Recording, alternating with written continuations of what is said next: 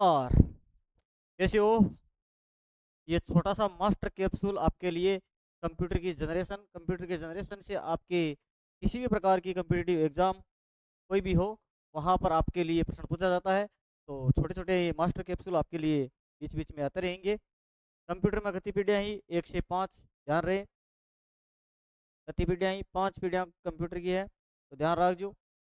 पहला पहला आपके लिए जो फर्स्ट जनरेशन है, फर्स्ट जनरेशन इसकी बात करने वाले हैं।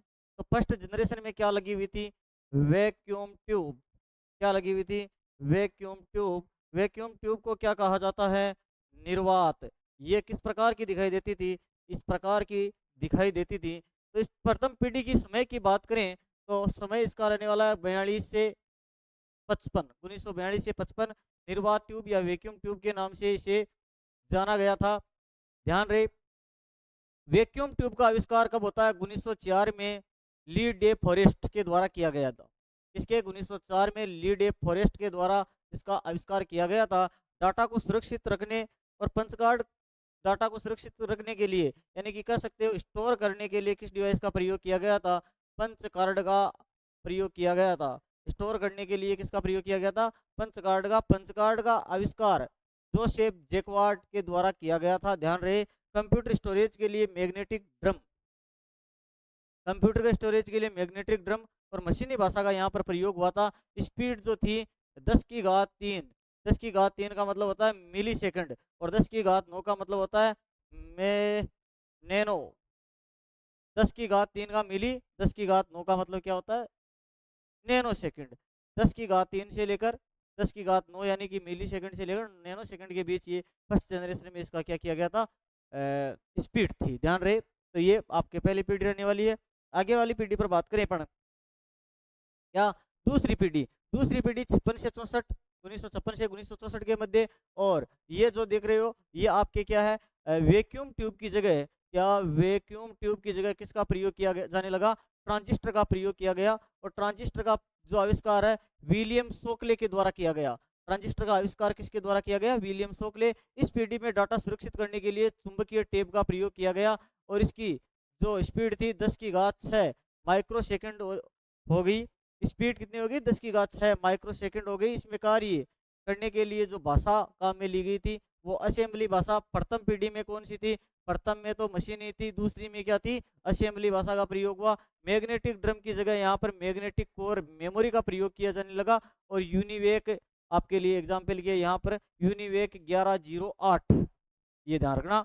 अगले थर्ड जनरेशन में अपन बात करें तो ये आपके थर्ड जनरेशन में इस प्रकार के कंप्यूटर आप देखने लगे। और इसका समय 1965 से लेकर 75 के मध्य। थर्ड जनरेशन 1965 से 75 के मध्य। इस पीढ़ी में ट्रांजिस्टर के स्थान पर किसका प्रयोग किया गया? आईसी चिप का। आईसी का मतलब इंटीग्रेटेड सर्किट। और इसका आविष्कार जेक किल्बी, इसके द्वारा 1958 में जेक किल्बी ने किया था। आईसी चिप किसकी बनी होती है? सेमी ये सेमीकंडक्टर डिवाइस की बनाई जाती है। किसकी बनाई जाती है? सेमीकंडक्टर। और सेमीकंडक्टर डिवाइस डिवाइस जो होती है वो आपकी क्या होती है? सिलिकॉन। क्या होती है? सिलिकॉन। किसकी बनती है? सिलिकॉन की बनती है। और आईसी का फुल फॉर्म होती है इंटीग्रेटेड सर्किट। ये भी याद कर लेना है। उच्च स्तरीय भाषा का प्रयोग किया गया। थर्ड पीढ़ी में क्या किया गया? थर्ड जनरेशन में उच्च स्तरीय भाषा का प्रयोग किया गया। प्रथम और दूसरी पीढ़ी में जो साइज जो है, वजन की स्पीड जो थी वो अधिक विश्वसनीय इसकी तुलना में होने लग गई। और इस पीढ़ी में ऑपरेटिंग सिस्टम का प्रयोग हुआ। OS operating, computer operating system कौन सी पीढ़ी में प्रयोग हुआ? ओएस थर्ड पीढ़ी में हुआ। और इस पीढ़ी में, तीसरी पीढ़ी में कीबोर्ड, मॉनिटर, रैम रोम का प्रयोग होने लगा। कौन सी पीढ़ी में रैम रोम कीबोर्ड का प्रयोग हुआ? थर्ड पीढ़ी में हुआ। और कंप्यूटर में ऑपरेटिंग सिस्टम आ गए थे इस समय। और मेमोरी के रूप में यहाँ पर मैग्नेटिक डिस्क का प्रयोग किया जाने लगा। थर्ड जनरेशन में किसका? मेमोरी के लिए थर्ड पीढ़ी में मैग्नेटिक डिस्क का प्रयोग किया जाने लगा। अगली बात करते हैं चौथी पीढ़ी की। चौथी पीढ़ी में आप देख पा रहे हैं इस प्रकार की, क्या? एक तो ये VLSI कंप्यूटर हैं, वेरी लार्ज स्केल इंटीग्रेशन। ये समय 1975 से 90 के मध्य। ध्यान रख लेना, या 89 तक भी ध्यान रख लेना, कोई दिक्कत नहीं है। कंप्यूटर के क्षेत्र में सबसे बड़ी क्रांति कौन सी पीढ़ी मानी जाती है? कंप्यूटर के क्षेत्र में सबसे बड़ी क्रांति जो आती है वो आपके फोर्थ जनरेशन में आती है। और आकार में कमी, अधिक प्रभावशाली और विश्वसनीय कंप्यूटर और दक्षता भी इनकी बढ़िया ठीक ठाक थी। माइक्रो कंप्यूटर का आगमन हो चुका है। कौन सी पीढ़ी में माइक्रो कंप्यूटर आए थे? माइक्रो कंप्यूटर का आगमन चौथी पीढ़ी में होता है, ये ध्यान रख लेना। इस पीढ़ी में कंप्यूटर विशाल एकीकृत सर्किट होते हैं, एलएसआई, एलएसआई का ध्यान रखना। एलएसआई लार्ज स्केल इंटीग्रेशन और VLSI very large scale integration का यहाँ पर प्रयोग किया जाने लगा।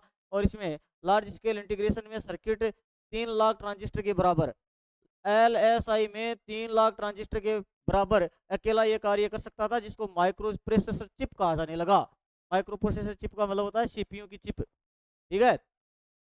माइक्रो प्रोसेसर व सेमीकंडक्टर मेमोरी का प्रयोग यहाँ पर हो गया था चौथी पीढ़ी में। सेमीकंडक्टर के साथ में सीपीयू का प्रयोग, माइक्रो प्रोसेसर का प्रयोग होने लगा। C plus plus C plus plus भाषाओं का यहाँ पर कौन सी पीढ़ी में सी और सी प्लस प्लस भाषा आई? चौथी पीढ़ी में आई। लेन मेन वेन और विंडो ओएस का यहाँ पर प्रयोग किया जाने वाला लगा। लोकल एरिया मेट्रोपॉलिटन और वाइड एरिया नेटवर्क, साथ में विंडो ओएस यहाँ पर आ गया। जीयूआई का मतलब ग्राफिकल यूजर इंटरफेस, यानी कि चित्र वाली जो दिखाई देने लगे थे, वो चौथी पीढ़ी में आ चुके थे। अगली अपन बात करें पांचवी पीढ़ी की, तो इसमें VLSI का साथ में प्रयोग किया गया। ये 1990 से वर्तमान तक जो पीढ़ी चल रही है वो आपके VLSI साथ में ULSI दोनों ध्यान रखने, दोनों तकनीक। और साथ में साथ आप ध्यान रख लेना AI तकनीक पर चल रही है। AI बोले तो आर्टिफिशियल इंटेलिजेंस, कृत्रिम बुद्धि पर आधारित तकनीक का प्रयोग हुआ। और इसमें निर्णय लेने की जो क्षमता होती है वो सेम की होती है, क्योंकि AI है। इसमें मेमोरी ऑप्टिकल डिस्क का प्रयोग होने लगा। और भाषा के रूप में C++, ASP, नेट, जावा, ये सभी भाषाएं प्रयोग होने लगी। और वर्तमान में कई भाषाएं चल रही है, ठीक है। और भारत में निर्मित प्रथम जो सुपर कंप्यूटर है वो परम सुपर कंप्यूटर है, जो परम 8000 के नाम से जाना गया है। परम का आविष्कार आपको पता है पुणे की सीडीएक कंपनी के द्वारा किया गया है। और आविष्कारकर्ता का रूप या फाउंडर ऑफ जो है वो आपके विजय पांडुरंग भटकर है। Okay, thank you, best of luck. ये कंप्यूटर की 5 पीढ़ियां हुई। आगे आगे क्लास इस प्रकार की चलती रहेगी। ये क्लास कैसी लगी कमेंट करके बता देना। Thank you.